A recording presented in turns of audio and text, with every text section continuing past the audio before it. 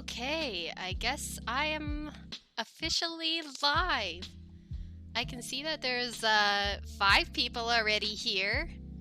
I'm super excited, and I'm also kind of nervous. I feel like I'm about to give a presentation at university right now.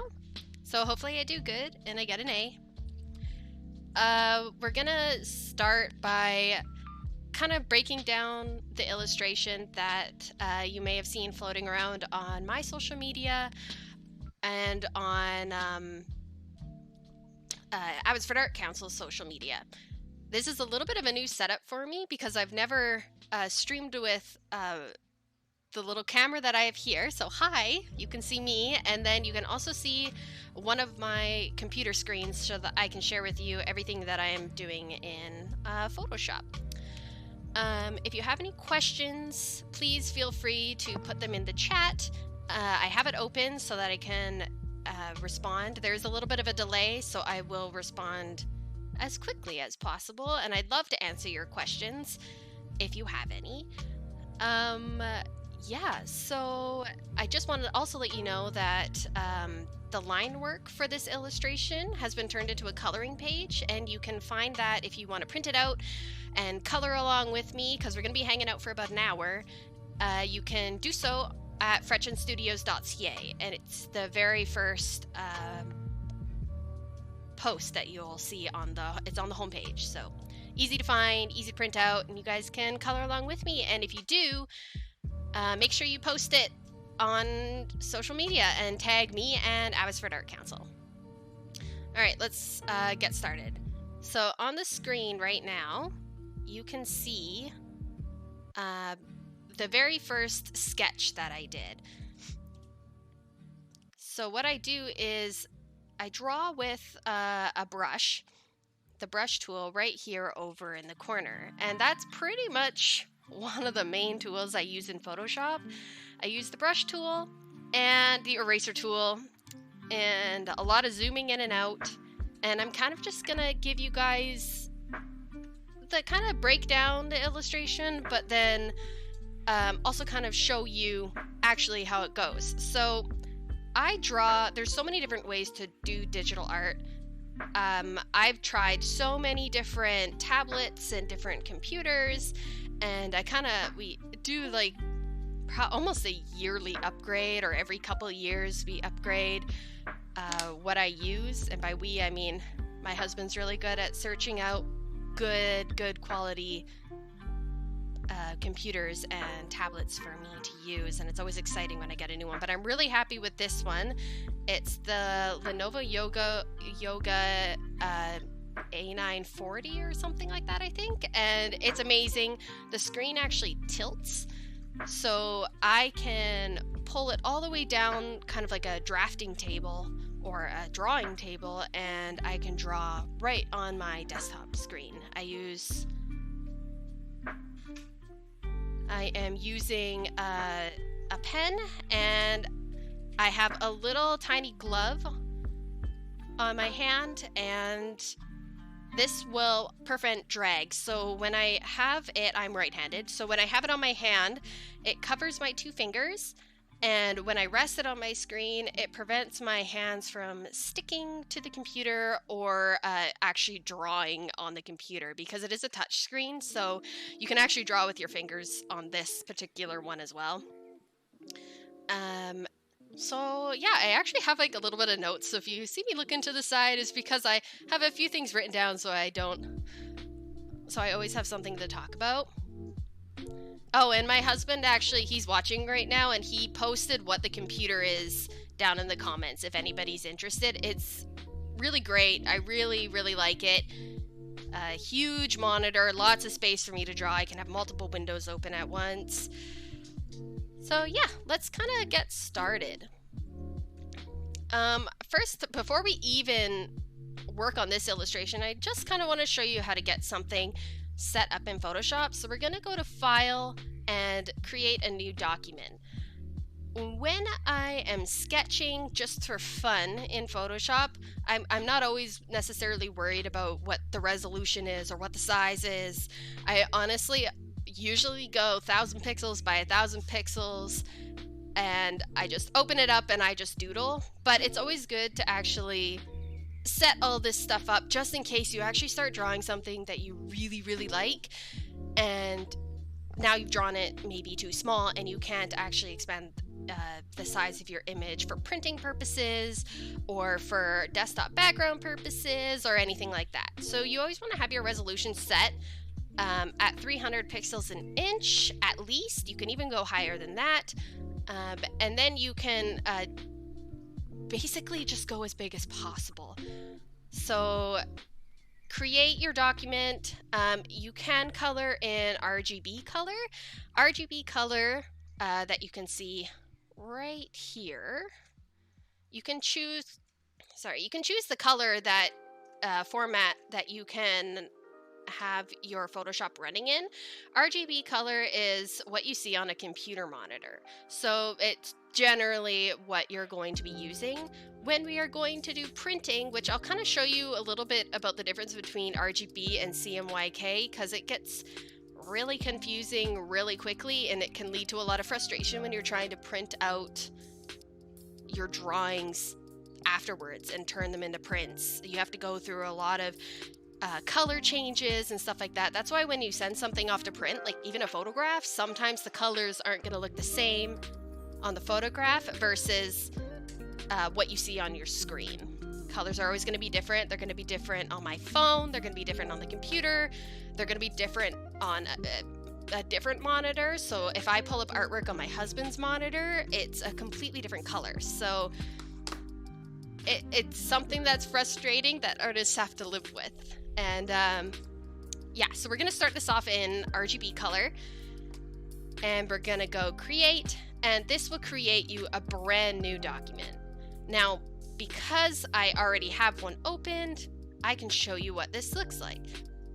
So we can go to image and image size, and you can see that right now I have it set at 300 pixels per inch, and it's a little bit of an awkward size. It actually ends up being a 8 by 10 when you print it out as a coloring sheet. So click OK. We know that we can print it pretty large. There we go, just waiting for my computer. And now I'm just gonna kind of walk you through some things. All right. So here we have my initial sketch. And the interesting thing about this drawing is this sketch actually came from a mural project I'm working on with the Reach.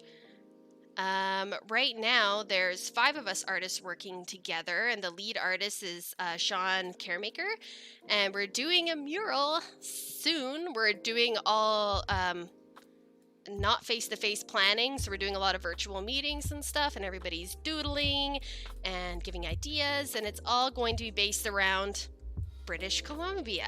So this is actually one of my thumbnail sketch for a concept art, and I am using it now to make it like a print. So I wanted to grab some key aspects of our river life. I have some of our great animals in there. If you know me and you see an otter, it's kind of one of those like, of course you put an otter in it.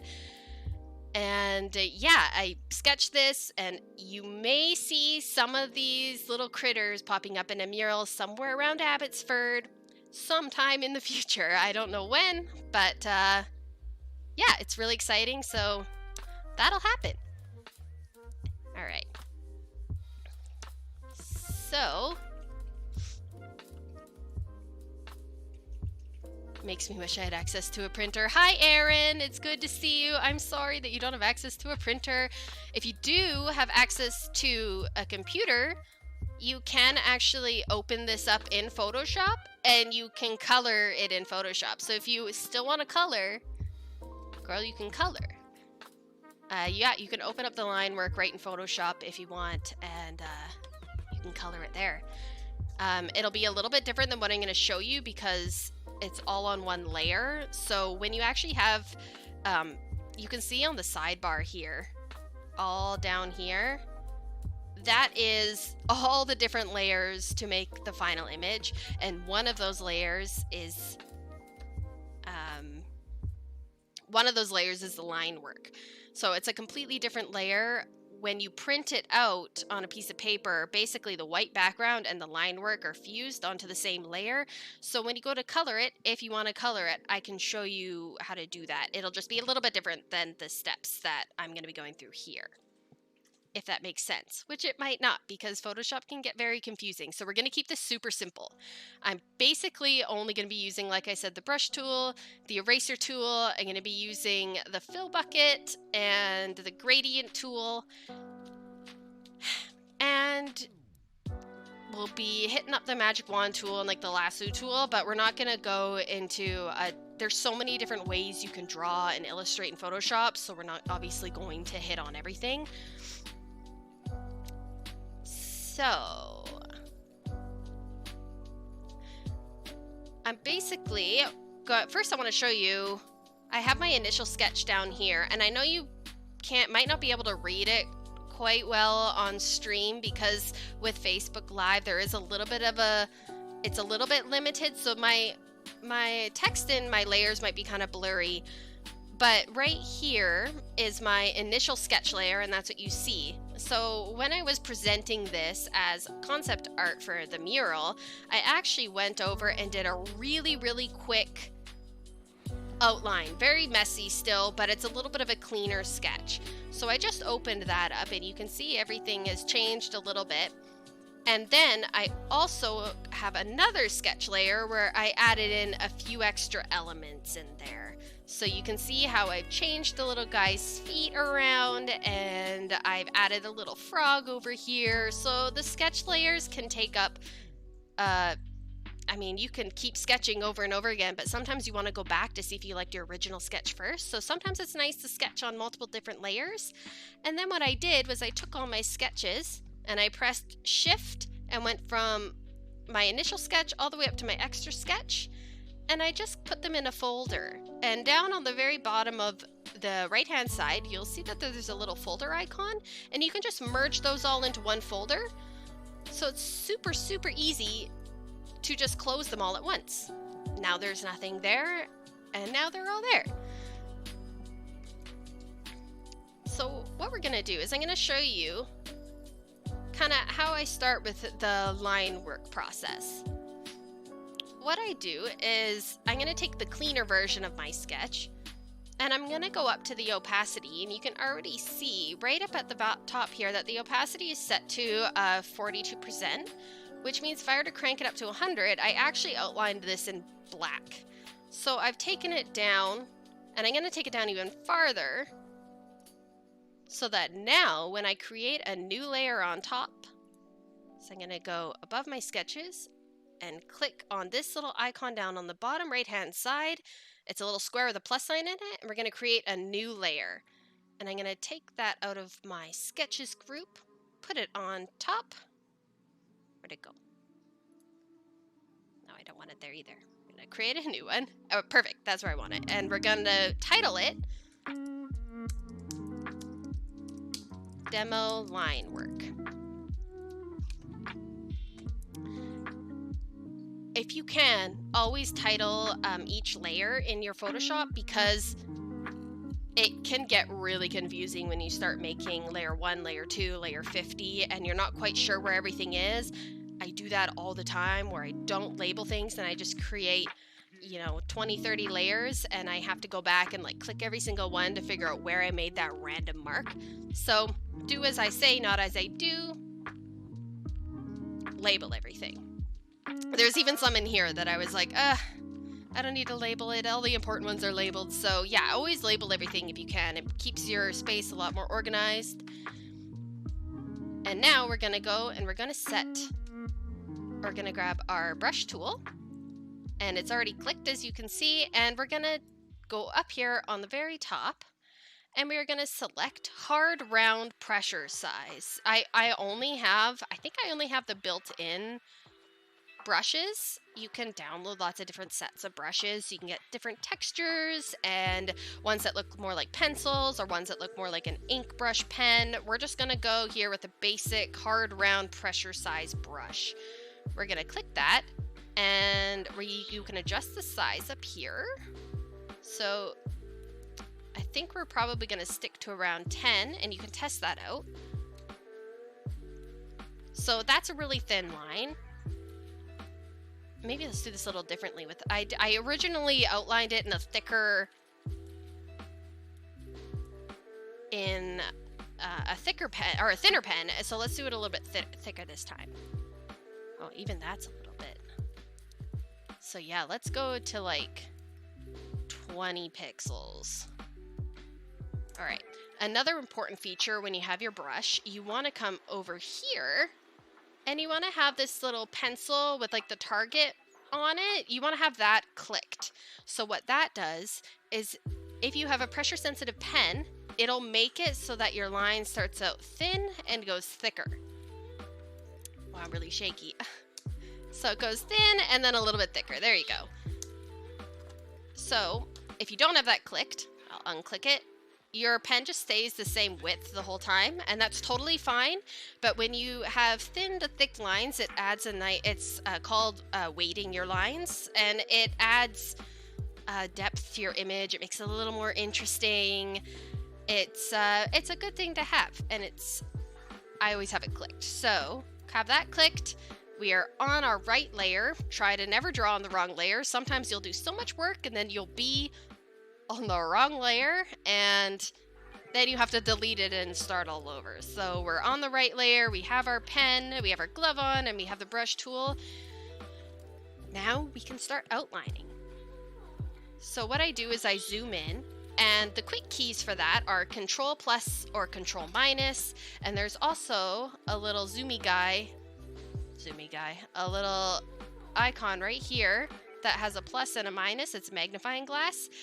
And you can see, you can click either one of those two if you don't know the short keys, but Control plus and Control minus will zoom you in and out. I have a touch screen, so I use my fingers to zoom in and out. And now we can start coloring or outlining. So I'll just do a little bit of a quick demo here, and then I'll give you some more interesting facts about Photoshop. So when I draw, I actually have my left hand resting on Control Z pretty much the entire process of my drawing. Sometimes even when I'm drawing in an actual sketchbook, it becomes second nature to want to do Control Z, which is undo.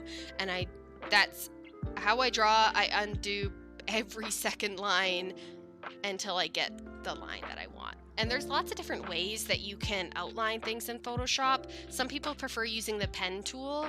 I really like the brush tool because I like to draw organically, and the pen tool is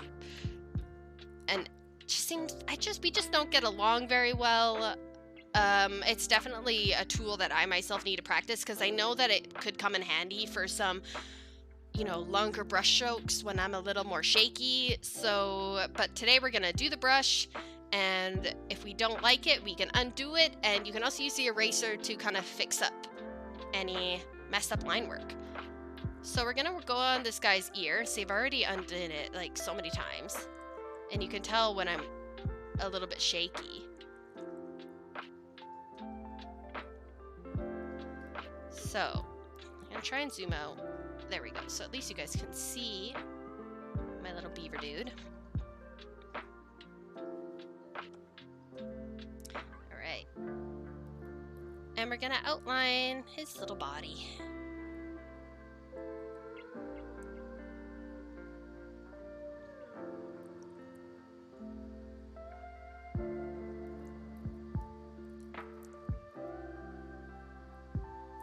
I hope you guys appreciate having a little bit of music on. I thought anytime that I fall silent, at least there's something kind of nice there for you to listen to. I have like a ton of random things that I want to talk to you about, but if you guys have any questions, feel free to ask them in the chat. It might be about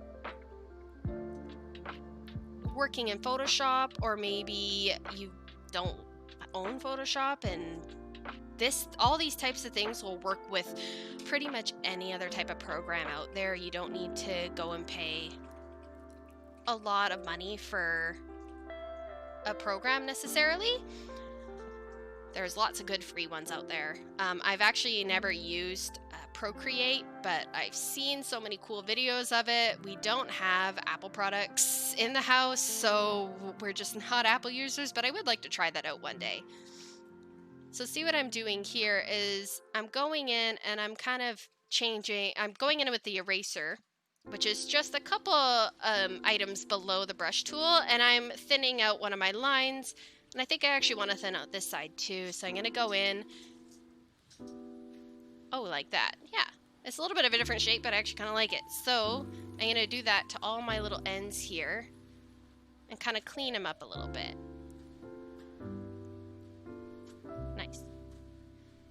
So this is going to look a little different than the one I did.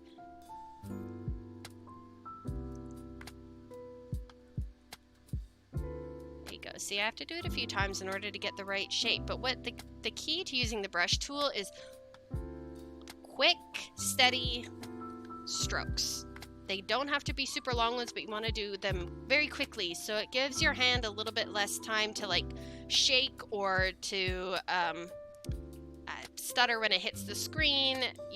Long, quick strokes will give you a cleaner line work, and then you can go in with the eraser tool to fix it all up. If you want to switch quickly between the brush tool and the eraser tool, there's so many short keys in Photoshop, and I know I don't know them all, but it's really helpful to kind of make it your second nature to learn some of the quick keys. So even for the brush tool and the eraser tool, there's quick keys. All you have to do is hit the B for brush. So I hit it, and you can see right over here that now brush is selected, or you can hit the E and go between eraser. So now the two main things that we're using, we can just quickly switch between. And it is quick for me to go and click it with my hand, but some people might be even doing this with a mouse. You can totally draw in Photoshop with a mouse. It just takes a very steady hand. That's actually how I started doing digital art way back when. I used to draw with my mouse on my parents' computer in MS Paint, and it is totally doable, and that is where a lot of people start. So that's where I got my start with working on the computer and working on artwork digitally. I do a lot of traditional art as well. I do really like painting, acrylic painting, and I also do some graphic design vector art in Corel Draw, which is also another great program. It's very similar to Illustrator. I actually just don't own Illustrator, so I can turn any of these drawings that I'm working on right now into vector art by taking it into another program and tracing the bitmaps, which is not going to make any sense, but I can take anything that I draw in Photoshop with organically, like I like to say, with my pen, and I can go and turn it into a vector piece, which is one of those images that no matter how big you make it or how small it is, it'll always maintain the same resolution and aspect ratio, so it'll always look like a nice, crisp, clean image. Don't worry, we're not going to get into that today, but it'd be cool to one day maybe do a tutorial on what I know in Corel Draw, which isn't a whole lot.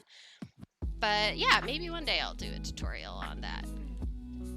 There's still so much for me to even learn in Photoshop. Like, I'll want to do some sort of effect or something, and I have to go and look up a tutorial online, or all the different things I learned actually as a student at UFV. I just graduated. I'm part of the sad 2020 graduation class that has to wait for our ceremonies because of everything that's happening right now.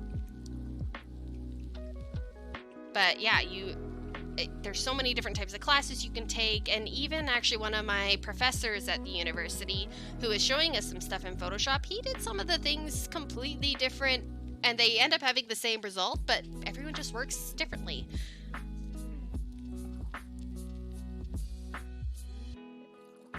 Hello, Will. Definitely not mouse pad. I actually don't even have a mouse pad. This type of mouse that I have is meant for drawing, or meant for not having a mouse pad underneath. But it's way easier to draw with a tablet pen. I will say that much. The only limitation to the computer that I'm actually using is the fact that it's not portable like every other device I've used to draw on. So that's a little bit like of a bummer, but I have a laptop that I can use to draw on that also has the touch screen, so I can take digital art into the open air. So I do have an open air kit for my digital art as well, but I prefer to draw at my desk, get a good chair, get a good computer, you don't even need like a crazy computer, but it's good to get a good program that you like, that you've learned, and you can draw and do so many different things. Anyway, I'm babbling. Let's draw for a little bit.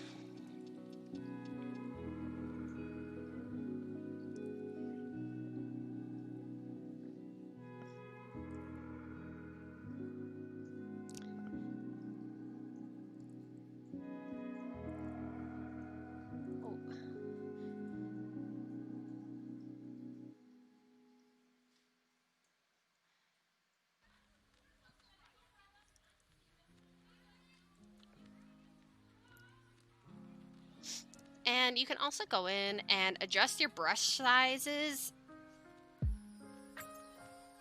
Oops, I adjusted my mouse one. To adjust your brush size so you can go in and do some smaller strokes, clean things up. I'll be cleaning up the line work even after I've done the colors. Like, I'll go in and I'll make sure that, if something looks a little jaggy or a little off, I can just easily go in, go to the right layer and correct it. So with that, digital art is very forgiving compared to putting a lot of heavy layers down on a piece of paper and then basically having to cover it up instead of going in and just deleting it. There's no Control-Z for a sketchbook. So with that, digital art is very forgiving. So I think what I'll do is I will quickly finish up kind of just the beaver guy so I could show you what's long strokes. Get this done. There we go. Nice. Look at that. I didn't even have to redo those ones.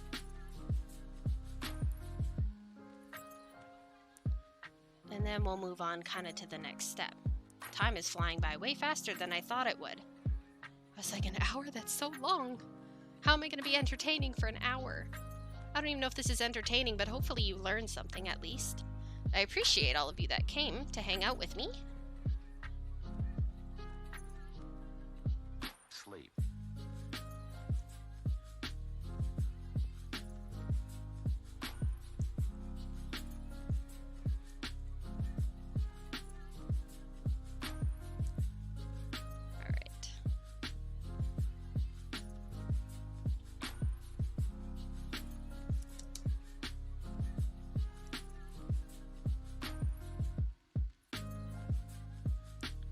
Some great tips to have when you're coloring is have a good reference. It's always great to draw from your memory, but it is also really good to practice from real life references.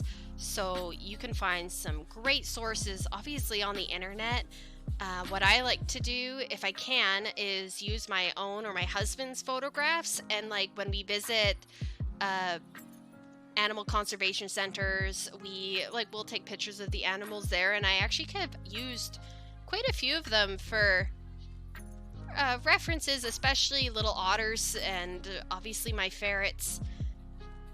I've got so many different reference photos, and now that I'm even more conscious of it, I can't wait to get out and be taking more photos, because even if they don't turn out as something that looks like professional photography, it's very, very helpful when it comes to references. Even if the photo's a little bit blurry, learning how to do proper like animal poses, if you're looking to have something a little more anatomically correct, it's very helpful to draw directly from a photograph and even directly from the forms. So I actually recently took a live painting class with Shelley Stefan at UFV, and it was great to be able to draw directly like with a model right in front of me. It teaches you a lot. You learn so much about the human form.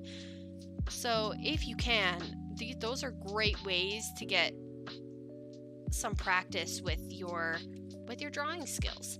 And if you want to draw something that's a little more cartoony, like what I'm doing right now, that's super awesome too. It does benefit. Like the amount of times that I've drawn like otters, for example, it really did benefit me because I could sit here and I could draw my little otter kind of just from my imagination. So it is very, very helpful to get out your sketchbook, practice from photographs, get some good references, and I think we're going to leave the line work at there so we can kind of move on to the next step. But that's how I do my line work. I go in and I'll erase and fix up my lines. I really actually like this with the thicker lines. I really like nice, bold, graphic lines. So this would look really cool, also outlined, completely different than what I did it initially. Alright, so now I'm going to hide this layer as if it never happened. And I'm going to show you what my line work actually looks like, which you've already seen it. Alright, so there's my line work. I actually outlined it in purple because sometimes when you change the color of your line work, it changes the overall feel of the entire image. This just made it feel a little softer, a little less like a comic book, and kind of just a little more flowy with the whole water scheme. So I really like changing the color of the line work. So line work layer is right over here. It's been clicked, and now we're gonna go and we're going to hide all of our sketches. So I'm gonna go down here and I'm gonna press the I on the sketch folder. Goodbye. Now my sketch is gone. I have nice clean line work, and believe me, I went over these like so many times to smooth it out on the parts where I was a little more shaky, and I even still see some stuff that I would like to fix up. Artists are their own worst critics, so I still see errors with the lines, and that's okay. We are going to do some coloring in. So I'm going to create another layer, and when you color, your color layer always has to be underneath your line work. So I have line work selected right now, and I'm going to select the little square with the plus icon, and you have one above it that says layer 4. I'm going to rename that as demo base color.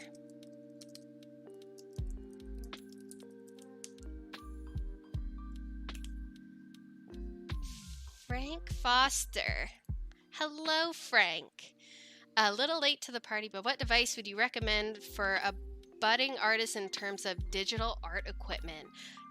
That's a really good question. When I got my very first digital pen, I got I don't even know if it was Wacom. I got like a little bamboo tablet or a Wacom tablet, and it's just one of those little square ones, and you actually plug it in with a USB device, and you draw not directly on your screen, but you actually draw off to the side, and it takes a little bit of getting used to, but it was great. So if you're looking for something that isn't buying an entire computer, I would definitely look into a bamboo tablet, a Wacom tablet. I'm pretty sure I've had both brands. I do have tablets lying around the house, from like really old or bulky ones to ones getting a little bit thinner. Obviously a lot of people use the iPad. I've never used the iPad, and that isn't necessarily cheap, but there's lots of great options that are cost effective. I definitely recommend using one of the little drawing pads that you just plug in with a USB cable, and it comes with a pen, and you don't have to worry about the glove or anything like that. Yeah, I definitely recommend that. What my husband is posting in the chat. Thank you, husband. he's here listening and helping out with that part. Yes, Erin, please post later. I want to see if anybody else colors the coloring sheet and what colors you all decide to use. It's exciting to see artwork in different ways. All right, so let's go to our demo base color. What we're going to do is put that underneath our line work. And now the reason you do this is because I'm going to choose a random color, and I'll explain why my color palette looks the way it does, because you've probably never seen that before. So I'll explain that in just a minute. I'm going to choose a random color, get a big brush, and as you can see, when I color on my screen, if I have the layer underneath the line work, you can see the line work through the color because it's on top. If I were to move this layer above it, I'd be literally coloring more line work on top of my pre-existing line work. So you just want to have your colors underneath. If you are downloading the coloring page and you can't get to the layer underneath your line work because it's fused with this white background down at the bottom. So if I were to click this and turn the eye off of the very, very bottom, there's no background and now it's transparent. The line work that you would be getting off of my website will have the background and that fuse like I was saying earlier. So what you can do is you can have the color on top of the line work, but you want to go up near the top here and you want to change your coloring to basically overlay. Now you might have to choose a different color. Hold up, it's been a while since that. There we go. You actually want to have it on darken. And now you can still see it through.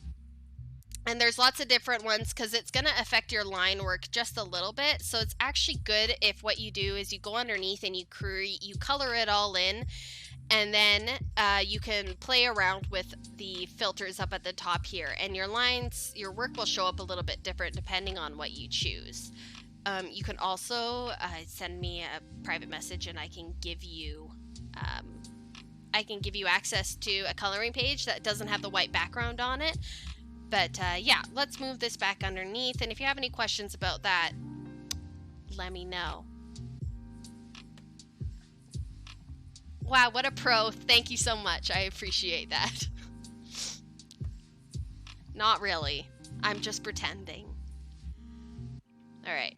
So let's get rid of this color. So what I'm going to do is I'm going to do Control Z all the way through all those steps that I just showed you. Back to no color. We're going to bring it back underneath our line work and we're going to do some quick fill in because it's already 7:08 and I only have like 22 minutes. This is crazy. All right. So if you want to fill in a lot of space all at once, you can do so by using your magic wand tool. You need to make a couple extra adjustments when you do the bucket fill because it will not fill in your lines if you only select the object. So let's select, now we actually have to go to our line work and we're gonna select right outside of all the work. So as you can see, there's a selected line right around my whole drawing. Now what I'm gonna do is I'm gonna go to select here up at the top and I'm going to inverse it. So now the only thing that's selected is my drawing. I'm going to go back to my demo base color because that's where we're going to add our colors. And I'm going to go back to select and I'm going to hit modify. And what you want to do is you want to hit modify and then expand. And I already have it set at expand by 2 pixels. And what that means is when you go to fill this in with your bucket tool, let's choose a random color here. It'll fill in your whole drawing without leaving any empty white marks or any what people refer to as a halo. If you don't do that, your drawing will look a little off. Oh, 0.1 enter. Because I have such thin line art, it'll work a little bit different, but as you can see, it's bled outside a little bit, and you'll probably have to go in and fix up a few things, but you'll have to adjust your pixels to anywhere between 2 and maybe 3, 4, 5, depending on your size of your line work. If it's really, like if you have a thick line work and you don't expand your pixels, it might be actually hard to show you on here because I have such thin line work, but basically you have to expand it so that it colors every white pixel in. So that's how you do large spaces. The other ones, you literally just color by hand. So let's go back to having this all selected. And we're going to modify it and expand by 2. And we're just going to fill this in really quick. It still is bled over just a tiny bit. So this also happened when I colored it in the first time. And I actually just had to go in with the eraser tool and I had to just get rid of the outer edge. This is a lot quicker than filling it all in with the brush tool, or with your pen and the brush tool. Which is actually nice and relaxing when you get to the colors. So it's up to you the way you want to do it. There's no perfect way of filling everything in. So let's pretend I'm going to select this. So let's actually do it, not pretend. I'm going to select the salmon. I've switched layers. I've gone to line work. I'm going to highlight just the body of the salmon here. And I'm going to color it in the red color. I'm gonna go back down to my demo base color. What you can do is you can either A, put it on the same layer, or B, what I recommend, put it on a new layer and go animal color or something like that. Animal base color. And when I fill that in on that layer, as you can see, I have received the halo effect. So I'm gonna zoom in. This is what I'm talking about. This will happen. See how the red didn't quite fill in around my line work here? I'm pointing to it as if you can see behind my shoulder. But as you can see, it's not perfectly filled in. This is what it would look like if it was perfectly filled in. See how there's absolutely no weird white halo around it? So that's what will happen if you don't expand your selection tool. Hopefully that makes sense. So that's what I did for all of these. I went in and I either colored it by hand, or for some of the larger areas, I used the magic wand tool. You go to your line work, you select your area, and then you go back down to whatever layer your color is on, and you color it in. Move it up a little. There you go. All right, so that's kind of how you do colors. I feel like I have to speed through this because I just talk so much. So the next thing that I would do, now that I have my fish colored, and I'm just going to quickly fill it in with select, modify, expand, 2 pixels. Fill that in. It'll be a little bit better, I know, because I was taking note of this when I did it the first time. There's still a little bit of area that's left uncovered, so I can take my brush tool and I can color it in like that. I can see a couple areas that didn't quite get selected. Now that's colored in. Now what I'm going to do is I'm going to create a layer right on top of this and call it cell shading. And I'm going to take my brush tool once again, and I'm going to select a darker color.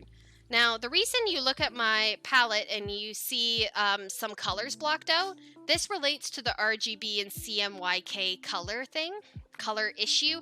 So what I have selected is basically I'm coloring in RGB, but I've blocked out any colors from the RGB scale that don't translate over to CMYK. So some of these really bright reds, if I were to color with it on this image, when I go to print it out, they won't show up the same. So what I've done is I've tried to limit my color palette a little bit. You can still get lots of great colors, but I won't go and I won't have as many crazy drastic changes when I go from printing versus viewing it on a screen. And that's a super easy setting to have. I suggest anybody who does digital art do this. You can still draw in bright colors if you want.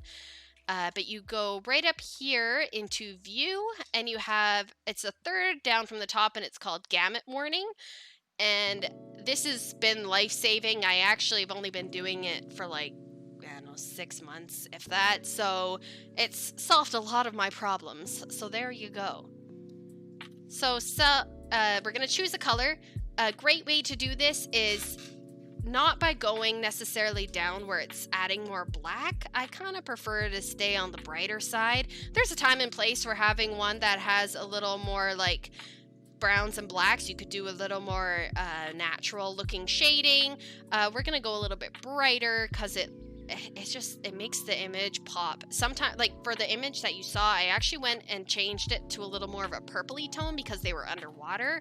Gonna do it a little bit different this time, and I'm gonna choose a nice bright but darker red. And what I'm gonna do is I'm going to shade as if the light is coming from the top. And I'm going to, well, that's a really dark red. Let's not go that dark. All right, there we go. So this is quickly how I'm going to quickly do it. I'm running out of time. All right, so then I would color in this whole section. And now I have,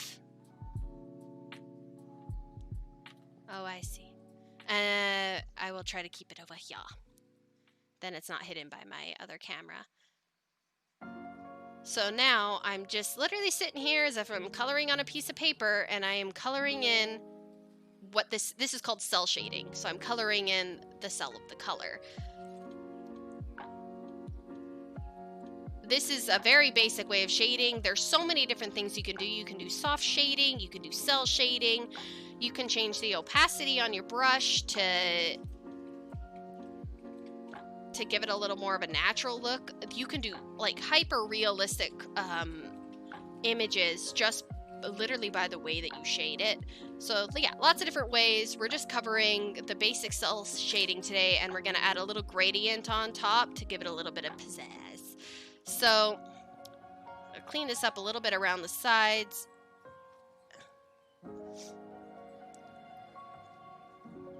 So this is as if the color is coming directly from the top of the dude.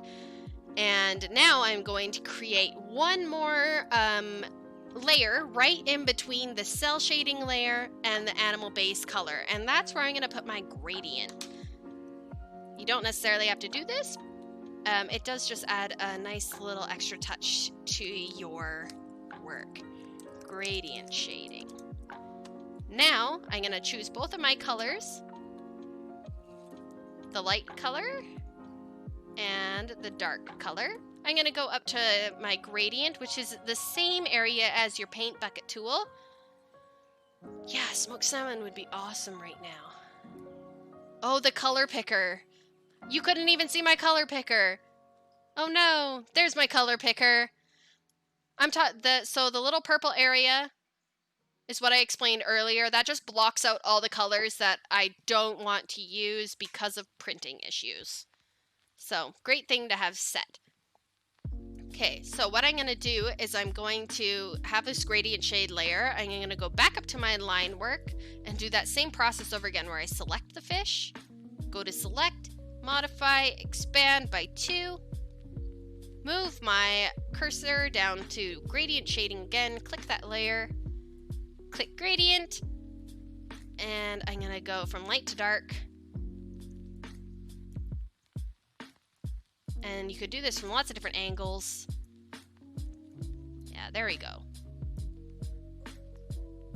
And it just kind of fades into your cell shading, so that you could do this literally where right at the end there's no seam. And it's just a nice little touch. It's very a comic book-esque. It's very graphic. And I like to do that to my images. I'm actually working on one right now. I'm going to switch to and show you.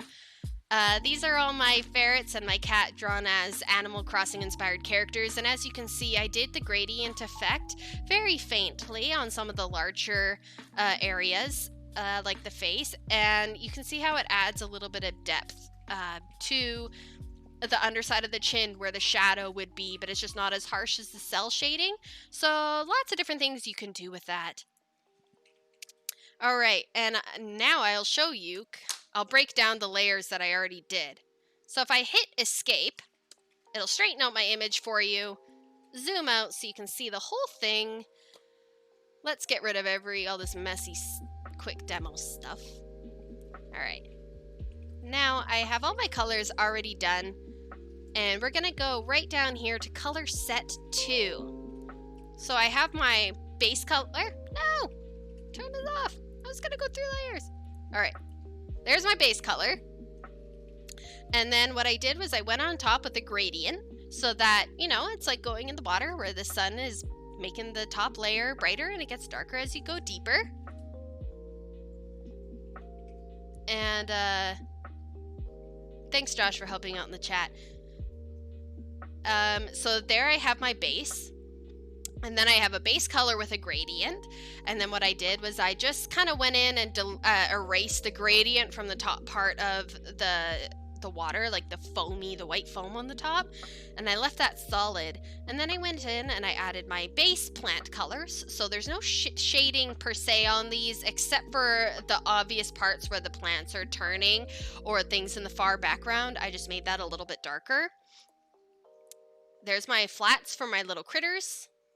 And on this, I also added another separate color, or another separate layer for like the extra rocks and like the bubbles and stuff. And then I also have a layer called tester strip, and that's just where I test out colors when I'm trying to pick. So a great way to do that, see how I have like a darker brown for the otter's ear and his back feet? What I did was I wanted it to be a little bit of a purpley brown. So I took a purple color and I put it on top of my brown color, and I just changed the opacity down until I found a color that I liked.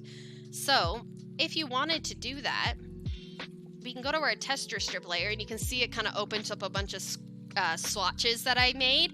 So what I do is I go into my color picker, and I want it to be like purpley. So I'll choose a purple. And right now my opacity on my tester strip is at 47%. So let's crank it up to 100. Yeah, so you can see I used the darker purple before too. And what we're gonna do is we're gonna color that on our little guy, and then I'm gonna go back to the opacity and change it around until I find a color that I'm happy with. And that's what I would use. And then I take my little color picker, I'd select that color in my palette, and now I have a color that I can do the shading with, and then I can just get rid of my tester strip layer. So that's really useful to have for yourself. Let's quickly head on over before my time runs out to the cell shading area. And I guess I just have to turn on all of my shading. So there you have it. I have both the cell shading and the gradient shading in this. So we can break it apart piece by piece. I'll just quickly delete all my layers. So what I have is I started out with cell shading, and I have a couple layers for that so I could distinguish different objects from each other. It's just easier. The more things you break apart, the better. I oftentimes find myself literally doing all the colors on one layer, and then it's just a little more of a pain to select colors in select areas if you don't have them pre-separated. So it's a good note to do it. Do I always follow that rule? Absolutely not. But if you want to, it's good to break apart your cell shading. So I literally have it broken to cell shading 1, 2, 3, cell shading 4, highlights, where I added a little bit of shine with a lighter color to some of the plants that you can see here. And layer 2 is clearly nothing. This is why I didn't label it, so we'll keep that off. Now, what I did was I wanted to do some extra pizzazz to the picture. So I added an overlay with bubbles. So this is the little extra bits, and then now you can pretty well see my completed image other than the gradient shading. So let's go back down here to the colors. And this is what it looks like without the gradient shading. I really like the look, and I actually almost kept it this way. But when I added the gradient shading, it kind of made it all work together. It brought the characters in with the background, so I decided to keep the gradient shading in.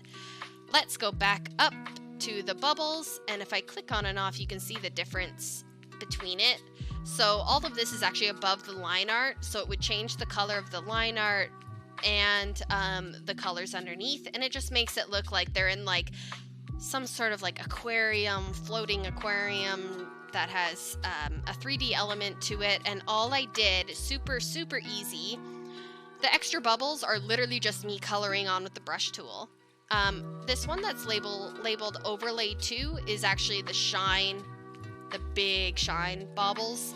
That is super easy. I have it set to overlay up at the top here, 55%, and I just used a light blue. And what that does is it brightens up your blue when it goes over top of these other colors. So as a sample, I've chosen a light blue color, and as you can see, it does kind of the same effect. So you could make your bubbles anywhere, and it's just a nice extra touch. Not necessarily necessary, but I really like the way that it looks. So that's the completed image. And here I thought I was going to not have anything to talk about the whole time, and I actually have another image open right here, and I was just going to start doing the line work on this. So this is actually another project I'm working on. And you'll see this on my social media probably 2 or 3 weeks from now. Who knows when I'll get around to this guy. I was going to start coloring him tonight, but it's already 7:26. So yeah, look forward to seeing that. And my little Animal Crossing guy is pretty much almost done. So you'll see that coming out once I make a couple adjustments to this guy. And yeah, sometimes I'll be working on like 4 or 5, 6 projects at a time, but I hope that you guys learned something from me. And I had this whole script written down, and I just kind of, not like a script, but like notes for me to take a look at if I found myself not talking, but I feel like I just talked the whole time. So I hope you guys learned something, and yeah, thank you so much for joining me. I'm just going through here to see if I missed anything important that I wanted to show you. Let's go. I have actually a couple shortcuts that I can quickly share with you. Like I said before, Control Z, very important. My fingers rest on there pretty much the whole time, my left hand. Control C and V are your copy and your paste. And another important one that I actually use a fair amount. Oh, thank you, Ovila. Thank you for stopping by. Hi from Indiana. Hi from Canada. Yeah. Wow. You're so far away. Hi from Canada.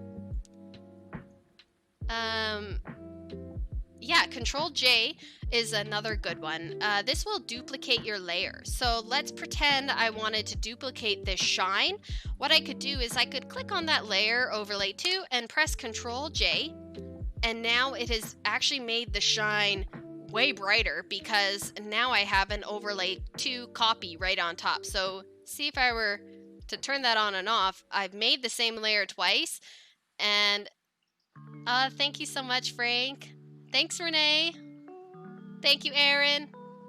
I'm so glad you guys all came. Yeah, so that's another useful tip. Control E will merge them together. So because let's say I wanted these two and I really liked how bright that was, I could click on Overlay 2 and press Control E, and now they've become Overlay 2, and it's just a much brighter version of the previous layer. So that works. I use it quite often. Now the biggest one that I'm going to end with is you want to make sure that you hit Control S non-stop when you're drawing. This will save your work. If you can, have autosave on. A lot of programs have this. Photoshop does. I couldn't even list how many times I've lost like hours of work because I've just gotten up and gotten distracted, or gone and got a coffee and forgotten that I hadn't saved, and then all of a sudden my computer crashes or it shuts off and Photoshop doesn't save what I'm working on, and I've lost hours of work.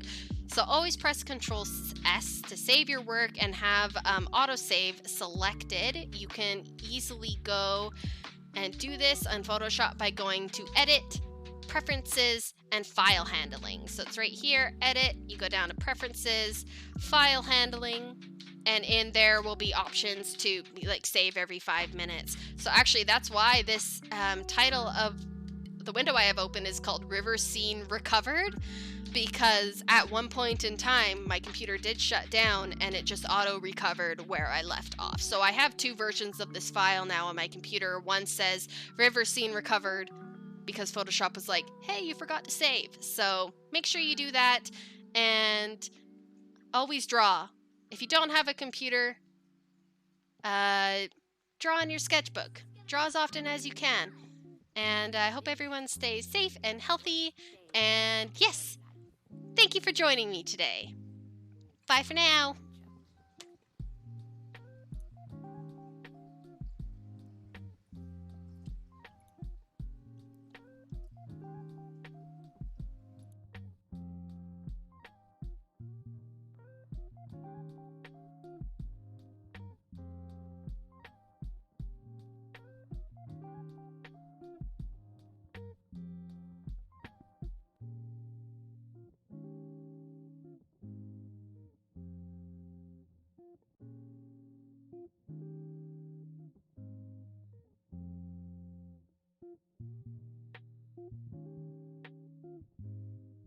Sometimes you just gotta put aside your differences and work through problems with your homie, so y'all can keep to being homies. You feel me, homie?